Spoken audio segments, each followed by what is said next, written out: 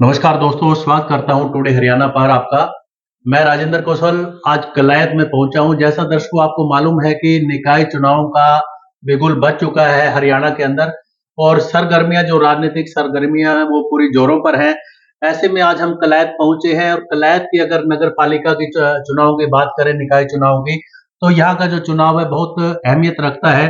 कैथल जिले में 3 निकाय चुनाव इस समय जो जगह पर हो रहे हैं और वो जो साफ तौर पर आपको पता है कि चुनावी जो सरगर्मियां हैं वो तीनों जगह पूरी तेज है। पुंडरी की बात करें, सीवन की बात करें, फिर कलायत की बात करें, तो कलायत में आज हमारे साथ जो है वो दीपक निर्मल है, जो चेयरमैन पद के लिए यहाँ से चुनावी मैदान में है। बात करना चाहेंगे कि आज इस मौके पर निर्मल साहब क्या कहना चाहते हैं। सर नमस्कार। नमस्कार। पहले तो नमस्कार टुडे देखने वाले सभी भाइयों को मेरा राम राम नमस्कार जी।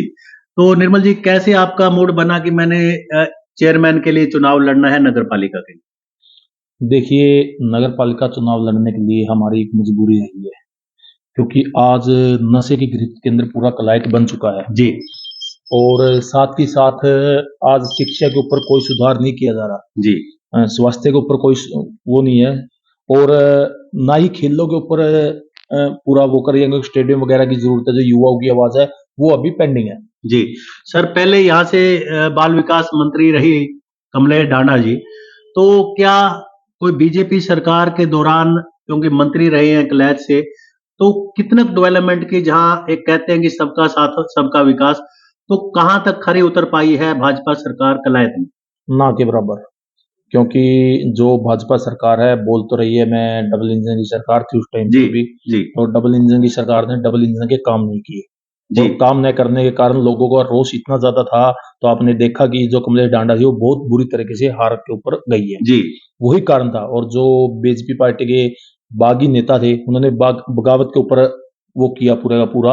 अगर ये कैंडिडेट बड़ी होती, काम करे होते वर्करों के, तो ऐसी नौबत नहीं आती। तो सर, कहीं न कहीं सुनने में ये भी आया कि कलायत की जनता को संभाला ही नहीं।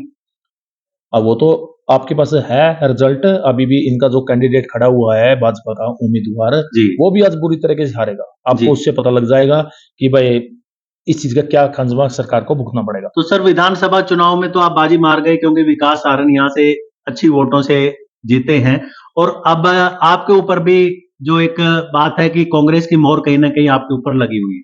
तो मैं बात करना चाहूँगा जो यहाँ के मुद्दे हैं, जो बेसिकली शिक्षा, स्वास्थ्य और सफाई, जी, इनके बारे में आप क्या कहना चाहेंगे?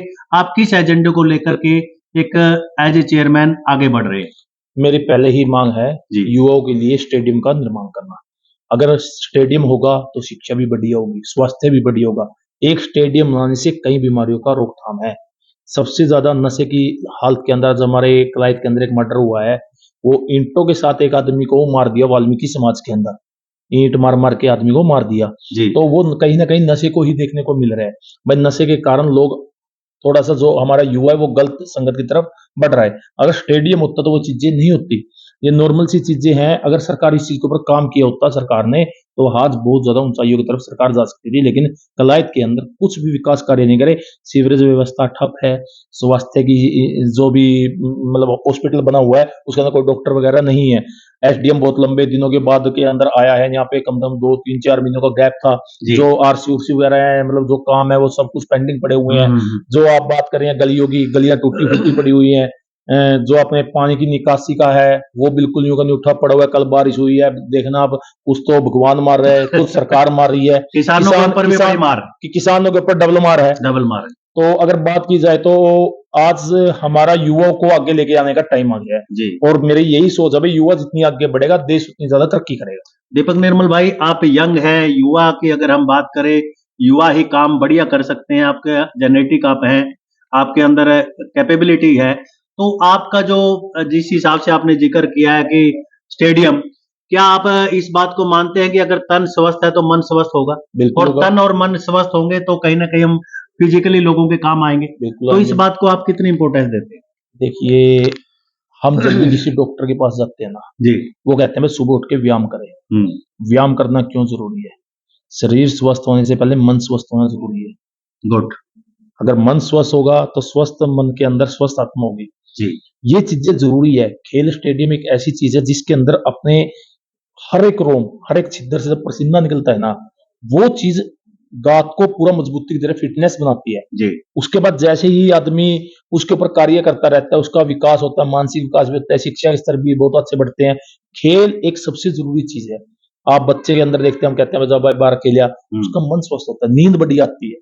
क्या बात है। ये तो चीजें आपने इन चीजों को खुद अपनाया है? मैं तो बिल्कुल अपनाया जी। क्योंकि आपके जो फिजिकल स्ट्रक्चर है उसको देखते हुए लगता है कि आप बिल्कुल जबरदस्त एक फिटनेस में है। तो आपने इन चीज को अपनी लाइफ में अपनाया हुआ है? देखो जी, आज की दिनचर्या है जो जी लगभग इसको देखते हुए थोड़ा सा 1 डेढ़ साल से मैं रुका हुआ हूँ। वरना मैं डेली जिम जहाँ ये नॉर्मल सी चीजें मैं करता रहता हूँ, क्योंकि मैं ये संदेश देता रहता हूँ बच्चों को, भाई ये चीजें जरूरी है। जी अगर ये चीजें हम नहीं करेंगे ना, तो हमारा शरीर बिल्कुल कंडम हो जाएगा। जी। तो दीपक निर्मल जी, बात करना चाहूंगा आपके खास करके मैदान में अभी 7 उम्मीदवारों की आप हम बिल्कुल है जी। हमारे पास एक आंकलन है कि 7 उम्मीदवार मैदान में हैं। तो अपने इस चुनावी मैदान में अपना प्रतिद्वंदी किसको आप मुख्य तौर पर मानते हैं? क्या कोई मुकाबला नहीं है? देखिए, दीपक निर्मल का मुकाबला किसी के साथ नहीं है। दीपक निर्मल का तो जनता का आशीर्वाद है। हजारों बहनें, हजारों माताएं, हजारों युवा दीपक निर्मल को आगे बढ़ने के लिए बोल रहे हैं। दीपक निर्मल इतना कमजोर नहीं है कि वो किसी के साथ मुकाबला करके चले। दीपक निर्मल शेर है, और वेरी शेर गुड, शेर हमेशा आगे लड़ता है। गुड। जब मैंने ये चुनावी पर्चा भरा था, तो मैंने ये समझ के भरा था, टकराने वालों की जीत होती है। नहीं, भगत सिंह और वैसे थोड़ी ना आपने अरे जान ली क्या थी। बात है! तो आप तो मतलब एज़ ए चैलेंजेबल कहते हैं कि एक चुनौती को स्वीकार आप हर रूप में कर रहे हैं और चुनौती को लेकर ही आप आगे बढ़ रहे हैं। बिल्कुल जी। ऐसी अजीब चुनौतियां तो देखो, जीवन का एक संघर्ष है। जी, अगर आप संघर्ष करोगे तो चुनौतियां तो आएंगी। मैं डर के भागने वाला चुनौतियों से नहीं हूँ, मैं तो दूसरों को भगाने वाला हूँ। क्या अब बात बहुत है! से ऐसे कैंडिडेट मेरे को देख के भाग चुके हैं, बस दीपक निर्मल मैदान में है। यही बहुत बड़ी बात है। जो आदमी ये कहता है मैंने इतने सालों से राजनीति में मेरा करियर बनाया हुआ है, उस आदमी को जब दीपक निर्मल की एंट्री हुई ना, एंट्री होने से घबराहट हो रही है। क्या बात है! दीपक जी, क्या जो यहाँ से हिसार के मौजूदा सांसद अ, जयप्रकाश जी हैं और विकास सारंग यहाँ से विधायक हैं, क्या उनका भी एक आशीर्वाद आपके साथ जुड़ा हुआ है? देखिए, जब मेरे ऊपर राहुल गांधी जी, दीपेंद्र हुड्डा जी, या कोई भी कांग्रेस पार्टी का जो भी सीनियर नेता है, यानी मैं कांग्रेस का जिला अध्यक्ष हूँ, जी, तो मैं मतलब कि जो भी कांग्रेस के अंदर नेता है, सबके लिए मैं उतना ही महत्वपूर्ण हूँ जितना मेरे लिए वो महत्व है। सभी भाई है मेरे, सभी लीडर एक अच्छे नेता हैं कांग्रेस के, जी। तो सभी का साथ मिल रहा है उसके अंदर, चाहे वो जयप्रकाश जी हो, चाहे वो विकास सारंग जी हो, चाहे वो आसपास के नेता हो, कोई भी हो, सतपाल ब्रह्मचारी जी, अवर्ण मंगली जी, सबका मेरे को एक अच्छा साथ मिल रहा है। कोई ये नहीं कह रहा है दीपक एक वो है, दीपक पता है जिताऊ कैंडिडेट है, जी। और दीपक के साथ लगने से उनकी भी इज्जत बढ़ती है और मेरी भी इज्जत। तो सर, क्या आखिरकार ये जो मुकाबला है घूम फिर के फिर बीजेपी और कांग्रेस के बीच में नज़र आ रहा है? देखिए, इसके बारे में आप क्या कहना चाहेंगे? मैं तो ये कहूंगा, जनता को भी कहना चाहता हूँ, आपको भी कहना चाहता जी, हूँ, बीजेपी का और कांग्रेस का कभी मुकाबला नहीं हो सकता। कांग्रेस हमेशा ही नंबर 1 पार्टी रही है। कांग्रेस पार्टी कोई ये नहीं है, छत्ती बिरादरी की पार्टी है, जी। जो आपको बीजेपी के अंदर देखने को चीजें नहीं मिलेंगी। हर समाज का आदमी इस पार्टी से जुड़ना पसंद करता है।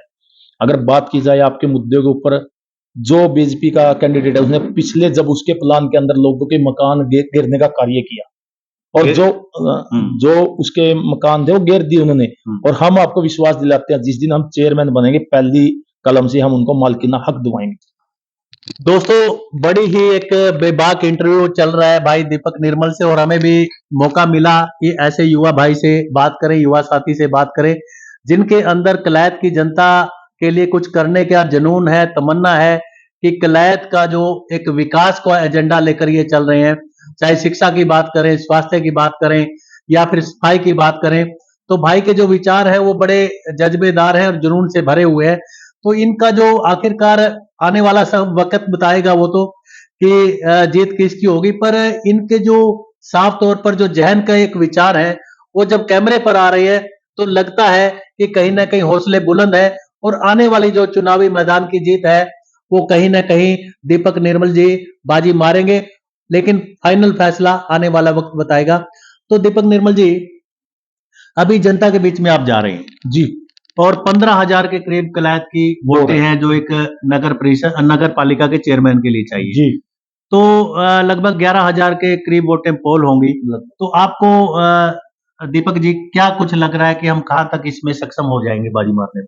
देखिए, ये मुकाबले के ऊपर निर्भर करता है। जी अगर मुकाबला दो पक्षों के बीच होता तो अलग बात थी, आज मुकाबला 3-4 पक्षों के बीच में हो रहा है। जी तो इस चीज के ऊपर तो ये मान के चलो जीत तो अपनी पक्की है। अभी अच्छा जनता का ये तो आशीर्वाद मेरे को मिल चुका है। दीपक निर्मल का आज से 2 दिन पहले इलेक्शन क्या था और आज इलेक्शन देख के आओ क्या है। आज मेरी टीम गांव घर घर के अंदर ऑटोमेटिक फिर रही है। आप देखिए यहाँ से जाके बाहर जी मेरी टीम घर घर के अंदर वो कर रही है फील्ड, वो जीत की तरफ हमेशा ही झुकाव रहता है।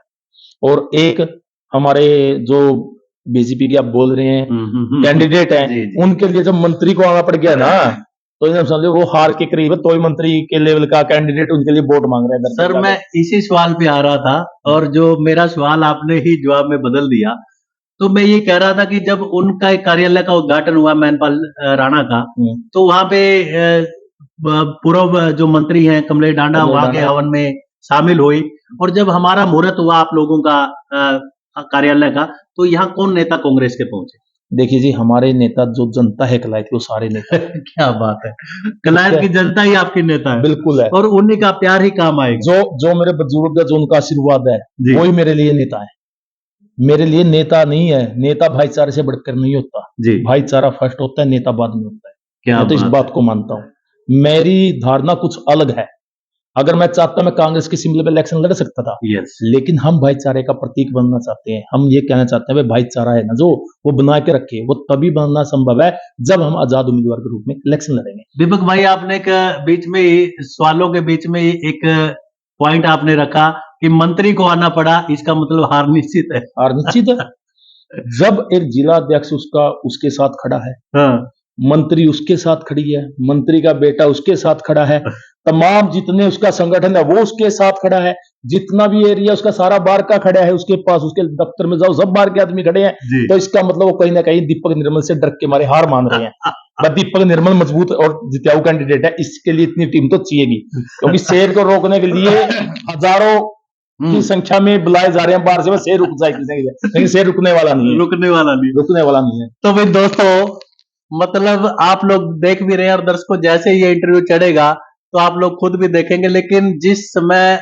अगर हम बैठे हैं आज के टाइम में, तो जो जज्बा और जुनून है भाई का एक एज ए शेर की तरह, लॉयन की तरह, तो वो इनका साफ तौर पर कैमरे पर झलक भी रहा है।